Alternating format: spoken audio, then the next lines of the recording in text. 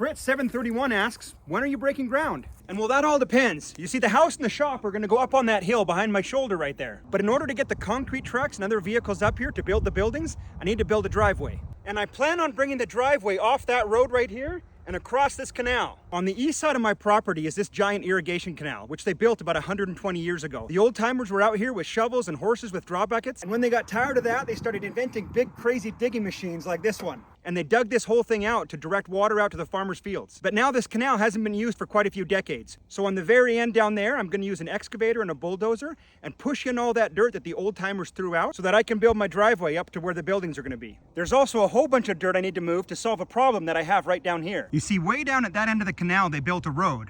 And then way down here, the water had nowhere to go, and it decided to breach through the side of the canal wall and make this giant canyon. So now whenever it rains, 5 sections of land drains into the canal behind me, travels north onto my property, and then takes a hard left and comes down through this canyon and then spreads out into the lower section of my land. So I'm gonna bring that excavator over and go up top there and build a bench and start taking all that dirt, and I'll throw it down into that giant canyon that's been made by the water over the last 20 years. And then down on that end, I'm gonna make a new spot where the water can go through and make a series of waterfalls that it can travel down before it goes to the bottom section of my property. And down there, I plan to dig a big pond that will capture a lot of that water, and then we'll have a place we can stock with fish to do some fishing. Now, if you look over there to the right, you'll see where my truck is parked. That's where I was standing before, where I plan on building the buildings. Right over there where my half-ton is parked. And I'm actually gonna be selling that one because I'm gonna get into a 1-ton because I've got a lot of trailers to pull and material to move. Now, the land isn't usually always brown and dull like it is in this video. In fact, right now it should be covered in snow, but we've had a weird winter with hardly any snow.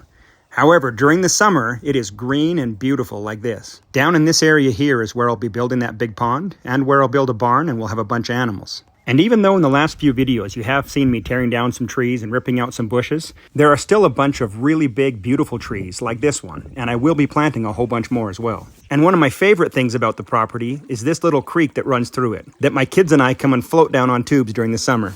And this is the view that we're going to have outside of our windows from our house and from the wood shop from the top of the property.